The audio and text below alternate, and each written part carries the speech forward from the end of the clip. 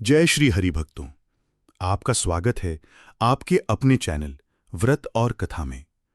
आज हम आपको सुनाएंगे अजा एकादशी व्रत की पावन कथा, पूजन विधि और इसका महत्व। भाद्रपद मास के कृष्ण पक्ष की एकादशी को अजा एकादशी कहते हैं।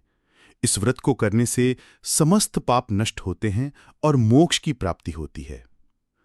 मुख्य कथा। राजा युधिष्ठिर ने भगवान श्री कृष्ण से पूछा, हे जनार्दन, भाद्रपद मास की कृष्ण पक्ष की एकादशी का क्या नाम है और इसके व्रत का क्या महत्व है? तब भगवान श्री कृष्ण ने कहा, हे धर्मराज, ये एकादशी अजा एकादशी कहलाती है। इसका व्रत करने से मनुष्य के जीवन के सभी पाप समाप्त हो जाते हैं। प्राचीन समय में सत्यवादी राजा हरिश्चंद्र थे। सत्य को निभाने के लिए उन्होंने अपना सब कुछ खो दिया, राज्य, रानी, यहां तक कि पुत्र भी। वे शमशान घाट पर एक चांडाल के दास बनकर काम करने लगे। उनका जीवन दुख और पीड़ा से भर गया, लेकिन उन्होंने कभी असत्य का सहारा नहीं लिया। एक दिन महर्षि गौतम ने उनसे कहा, राजन, आप भाद्रपद मास की कृष्ण पक्ष की अजा एकादशी का व्रत करें। इससे आपके सभी पाप मिट जाएंगे। राजा हरिश्चंद्र ने विधिपूर्वक अजा एकादशी का व्रत किया। इस व्रत के प्रभाव से उनके सभी पाप नष्ट हो गए।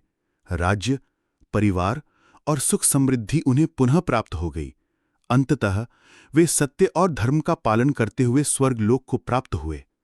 इस प्रकार अजा एकादशी का व्रत पापों को हरने वाला और मोक्ष दिलाने वाला है। पूजा विधि। प्रातः स्नान कर भगवान विष्णु का ध्यान करें। व्रत का संकल्प लेकर पूरे दिन उपवास रखें। विष्णु भगवान के सामने धूप, दीप, पुष्प, तुलसी दल और नैवेद्य अर्पित करें। रात्रि में जागरण करें और हरि नाम संकीर्तन करें। द्वादशी को ब्राह्मण या जरूरतमंद को दान देकर व्रत का पारण करें। समापन। हे भक्तों, भगवान श्री कृष्ण ने युधिष्ठिर को कहा था कि जो भक्त श्रद्धा से अजा एकादशी का व्रत करता है, वो जन्म जन्मांतर के पापों से मुक्त होकर परम धाम को प्राप्त करता है। इसलिए आप भी इस एकादशी का व्रत अवश्य करें और प्रभु का आशीर्वाद प्राप्त करें। यदि आपको ये कथा और जानकारी अच्छी लगी हो तो हमारे चैनल व्रत और कथा को सब्सक्राइब करें, वीडियो को लाइक व शेयर करें और कमेंट में लिखें हरिओम हरिओम। व्रत और कथा, आस्था और विश्वास की हर कथा आपके जीवन में लाए सुख, शांति और समृद्धि।